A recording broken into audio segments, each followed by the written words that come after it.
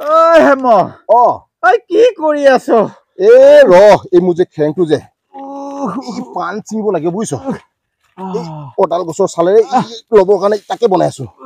এই তইতো অডল গছ লগাই আছ অ এই মোৰ আঁঠু দুটাত অডল গছ কোনে লগাব কি হ'ল আকৌ তোৰ বাপৰে তহঁতৰ যে পাহাৰৰ যি ৰাস্তা অ একেবাৰে 90 ডিগ্ৰী আহিব লগা হৈছে সেই বুলি জনা হলেতো মই নাহিলোহেঁতেন নহয় ঐ তই জিন্দগীত কেতিয়াবা এক্সাৰচাইজ কৰি পাইছিলি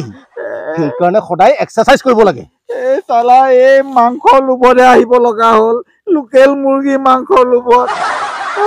পিছে কাম ফেৰা হ'ল কাম ফেৰা হৈ আছে হা হৈ আছে ধৈৰ্য ধৰচোন ধৈৰ্য ধৰ ধৈৰ্য ফল সদায় মিঠা হয় সেইটো কাৰণে অকণমান ধৈৰ্য ধৰ চব হৈ যাব হৈ যাব আৰু এইটো কথা হ'ল নহয় কি হ'ল বুজিছ মোৰ বাইকে গৰম মছলা আনিবৰ কাৰণে দোকানত পঠাই দিছিলে বুজিছ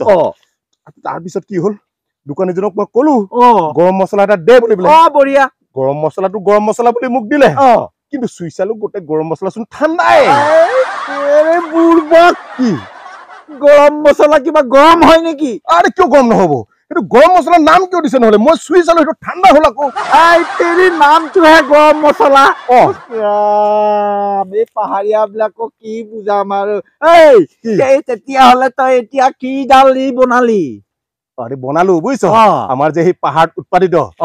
আদা নহৰু হালধি এইবিলাক দি পেলে লগত গুলমৰিচও দিছো কি ধুনিয়া পিছি পেলে নহয় দি দিছো একদম খাবলৈ বৰ সোৱাদ পাবি দিয়া তাৰ মানে আমাৰ সেই পাহাৰত মানে ঘৰত উৎপন্ন হোৱা আদা হালধি গুলমৰিচ এইবিলাক দি বনাইছ বঢ়িয়া হ'ব যেন পাইছো পাহাৰীয়া খানা